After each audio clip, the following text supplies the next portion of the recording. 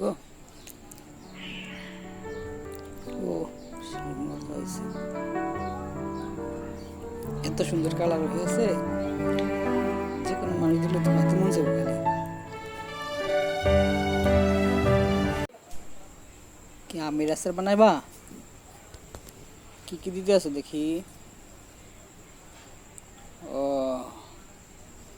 এটা মশলা দেখা যাচ্ছে, এটা চিনি দেখা যাচ্ছে, এটা গুড় দেখা যাচ্ছে।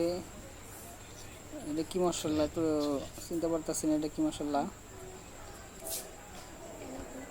এটা আম দেখা যাচ্ছে। প্রথমে কি কি দিতে আছে? তেল। এরপরে কি কি দিবা?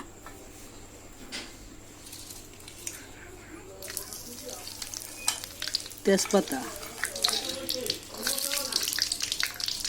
মশলা, রসুন, এলাচ, গুড় দিয়েছো, এরপর চিনি দিলা,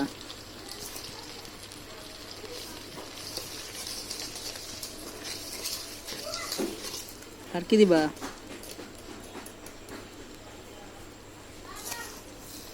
চিনি এত দিতেছো কে? এখন কি আম দিবা?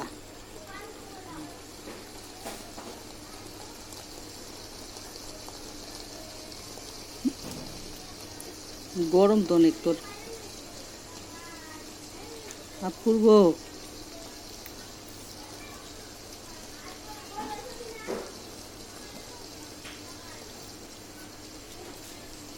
বেশি করে একসাথে দিবা?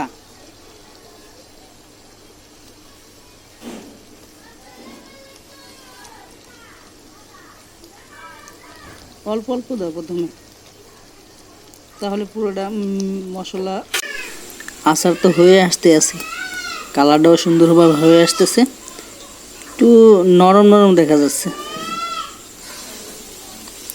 নাড়াচাড়া একটু কম দাও, তাহলে গলবে না।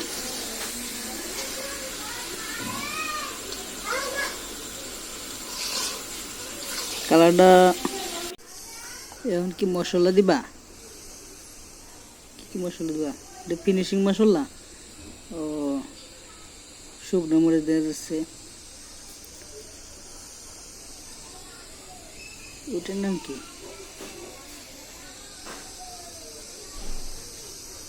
ও কালার দেখা যাচ্ছে সুন্দরভাবে না করে দিলে ঝালও হইব অনেক।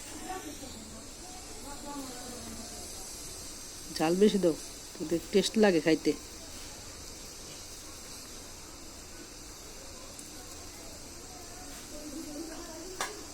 ঝাল বেশি দিলে একবার খাইলে বারবার খাইতে মন চাইব।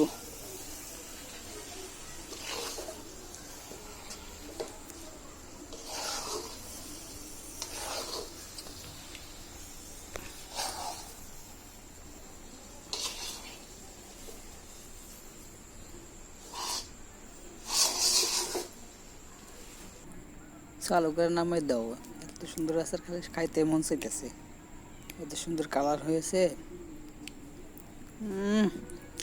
সেই স্বাদ লাগতেছে, টেস্টই আলাদা। জালটা একটু বেশি হয়েছে, মিষ্টি মোটামুটি ঠিক আছে। হ্যালো বিয়স, আপনারা যদি এই ধরনের আচার বানাইতে চান বাসায়, তাহলে আমাদের ভিডিওটা দেখুন, আমরা কি কি দিয়ে মশলা দিয়ে আচার বানাই।